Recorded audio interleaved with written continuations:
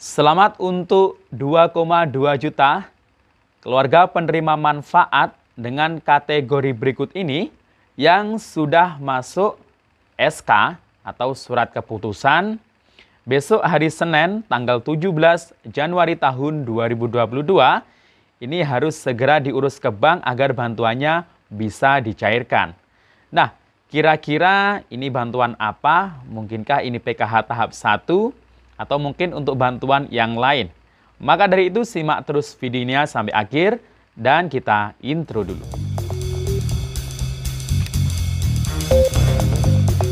Assalamualaikum warahmatullahi wabarakatuh. Salam sejahtera, Shalom, Om Swastiastu, Namo Buddhaya, salam kebajikan. Sobat YouTube, kembali lagi di channel saya, Sukron Channel. Apa kabar Sobat YouTube semua? Semoga Sobat YouTube semua selalu diberikan kesehatan, diperlancar segala urusan dan usahanya, dan diperbanyak rezekinya. Amin. Sobat YouTube, pada video kali ini saya akan memberikan kabar yang penting yang perlu disimak untuk para Sobat YouTube semua, khususnya para keluarga penerima manfaat bantuan sosial dari pemerintah. Nah, mulai besok hari Senin tanggal 17 Januari tahun 2022, nah, ini sebelumnya saya mengucapkan selamat bagi 2,2 juta KPM yang sudah masuk SK yang harus mengurus besok Senin ini bisa dimulai untuk mengurusnya ke bank agar bantuannya ini segera bisa dicairkan. Ini untuk 2,2 juta KPM dengan kategori berikut ini. Nah, kira-kira kategori apa saja dan siapa saja ini yang akan segera dicairkan bantuannya? Simak terus videonya sampai akhir, dan sebelum kita lanjut silahkan yang baru bergabung di subscribe dulu channel ini dan ditekan tombol loncengnya agar Sobat YouTube semua mendapatkan pemberitahuan video terbaru dari Sukron Channel. Dan jangan lupa di-share di berbagai media sosial dan di-like apabila Sobat YouTube suka dengan video ini. Oke Sobat YouTube, kita lanjutkan bahasan pada video kita kali ini.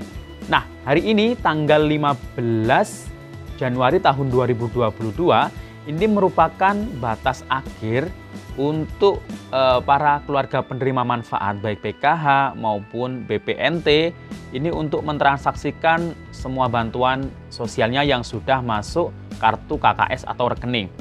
Jadi kalau hari ini tidak ditransaksikan, maka hari ini bantuannya atau saldo yang sudah masuk ke rekening atau kartu KKS-nya ini akan dikembalikan ke kas negara bantuannya. Karena memang batas akhir di tanggal 15 Januari ini. Nah, kemudian setelah tanggal 15, nah ini ada kabar gembira ya untuk para keluarga penerima manfaat baik PKH, BPNT, kemudian program bantuan sosial yang lainnya seperti bantuan PIP. Nah, dimungkinkan setelah tanggal 15 ini mulai akan diproses untuk penyaluran bantuan sosial baik PKH tahap 1, BPNT Januari, dan juga mungkin untuk bantuan sosial yang lainnya. Nah, untuk menyalurkan bantuan sosial seperti PKH dan BPNT ini butuh proses waktu yang tidak sedikit. Jadi, kalau memang setelah tanggal 15 ini diproses bantuannya itu, yang pertama itu yang memproses adalah dari Kementerian Sosial melalui Direktorat. Kalau PKH itu Jaminan Sosial Keluarga ya. Kalau di tahun lalu itu masih ditangani Jaminan Sosial Keluarga. Nah, itu nanti akan dibuatkan SK penetapan, jadi data-data KPM PKH dari 10 juta keluarga KPM PKH atau peserta PKH yang ada di Indonesia, itu nanti yang ada di Termin 1 yang akan dicairkannya, di Termin 1 itu nanti akan dicocokkan terlebih dahulu, divalidasi terlebih dahulu, diverifikasi terlebih dahulu, yang padan, kemudian yang memenuhi syarat, nah itu nanti akan ditetapkan, di SK-kan. Setelah di SK-kan nama-namanya, itu nanti dari Kementerian Sosial membuat semacam surat perintah membayar atau SPM ke KPPN. KPPN ini Kantor Pelayanan Perbendaharaan Negara yang ada di Kementerian Keuangan. Jadi nama-namanya itu nanti disetorkan KPPN. Dari KPPN dicek lagi, kemudian kalau sudah valid, nah itu nanti akan dibuatkan SP2D, surat perintah pencairan dana atau penyaluran dana ke bank himbara atau bank penyalur yang ada di pusat. Jadi bank penyalurnya PKH kan BTN, BRI, BNI, Mandiri. Tambah lagi satu BSI, Bank Syariah Indonesia yang ada di khusus wilayah Aceh. Nah, dari bank penyalur nanti akan dicek lagi.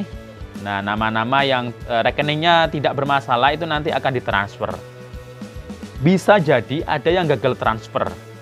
Nah, itu nanti akan dicek ulang kembali, yang gagal transfer akan dilaporkan kembali ke Kementerian Sosial.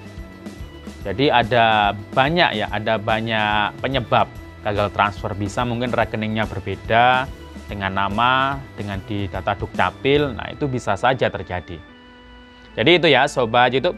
Dan penyaluran PKH tahap 1 ini kemungkinan per termin lagi ya. Jadi termin 1 kalau nggak ada namanya di SP2D termin pertama, itu nanti bisa ditunggu di termin berikutnya.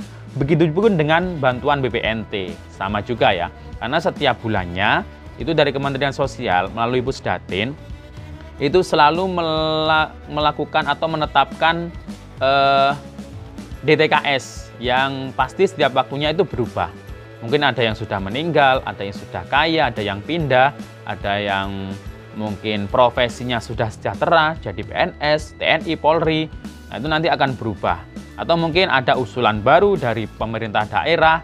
Nah, ini nanti yang akan ditetapkan di DTKS dan menjadi acuan untuk disalurkannya bantuan sosial baik PKH maupun BPNT di tahap satunya.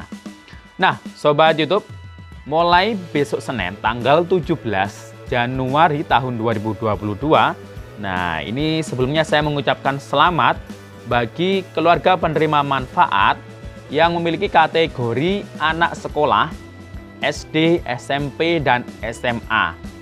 SD ini bisa sederajat, bisa saja MI, kemudian SMP-nya ini bisa saja Madrasah Sanawiyah MTS, atau kalau SMA ini sama dengan SMK dan Madrasah Aliyah. Nah, dikarenakan dari 2,2 juta siswa mulai SD, SMP, SMA hingga SMK ini yang masuk atau sudah masuk dalam SK nominasi calon penerima PIP tahun 2021 ini harus segera mengaktifasi, harus melakukan aktivasi ke bank penyalur yang ada di wilayahnya masing-masing. Karena batas aktivasi ini kan diperpanjang untuk bantuan PIP itu sampai tanggal 31 Januari tahun 2022. Nah, ini siapa saja yang harus diaktifasi ini bagi calon penerima PIP yang mungkin rekeningnya belum aktif atau penerima PIP baru. Mungkin baru masuk SMP, baru masuk SMA, ini harus diaktifasi terlebih dahulu rekeningnya.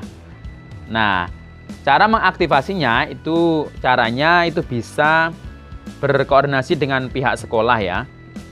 Cara aktivasi itu ada beberapa langkah ya di sini. Bisa secara individu ataupun bisa secara kolektif ya. Bisa secara kolektif atau individu.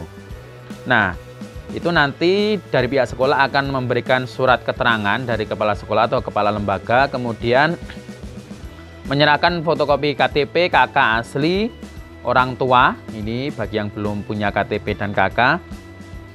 Kemudian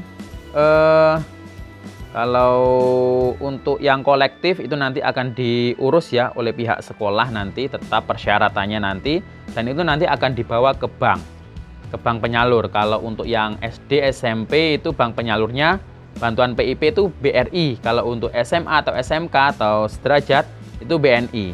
Nanti di bank itu nanti akan disuruh mengisi formulir pembukaan rekening dan persetujuan pelaksanaan transaksi tabungan siswa. Nah, rekeningnya seperti ini ya. Seperti ini rekeningnya. Nggak kelihatan ya kayaknya. Nah, itu nanti disuruh diarahkan lah oleh bank. Setelah itu baru nanti bisa dicek kembali beberapa hari kemudian di websitenya pip.kemendikbud.go.id. Nah, dimasukkan NISN, kemudian tanggal lahir, kemudian nama ibu kandung. Kalau statusnya itu pemberian tahun penyaluran 2021, nah ini kan masih PIP 2021. Berarti nanti bisa dicek kembali ke banknya saldonya masuk atau belum. Kalau sudah masuk, itu segera diambil atau dicairkan. Kalau yang untuk MTS, MI, dan Madrasah Aliyah, itu bisa dicek melalui pipmadrasah.kemenak.go.id. Nah, nanti memasukkan nama siswa atau NISN, kemudian kota lokasi madrasah tersebut. Nanti ada keterangan cair atau tidaknya. Jadi sebaiknya koordinasi dengan pihak sekolah terlebih dahulu untuk mengaktifasi rekening tersebut. Jadi kenapa kok saya bilang 2,2 juta KPM? Nah, jadi 2,2 juta KPM yang punya kategori anak sekolah SD, SMP, SMA, SMK ini berdasarkan nominasi nasional per tanggal 5 Januari tahun 2022. Ini yang belum aktivasi, ini ada 2,2 juta siswa. Nah, yang aktivasi sudah 4,3 juta siswa. Yang masuk SK itu 6,5 juta siswa. Jadi yang sudah masuk SK yang belum aktivasi 2,2 juta siswa ini segera aktivasi agar bantuannya PIP-nya bisa segera cair. Ya, bisa segera cair, bisa untuk membeli perlengkapan atau peralatan sekolah. Oke, demikian info dari saya. Sampai jumpa di video saya selanjutnya. Wassalamualaikum warahmatullahi wabarakatuh.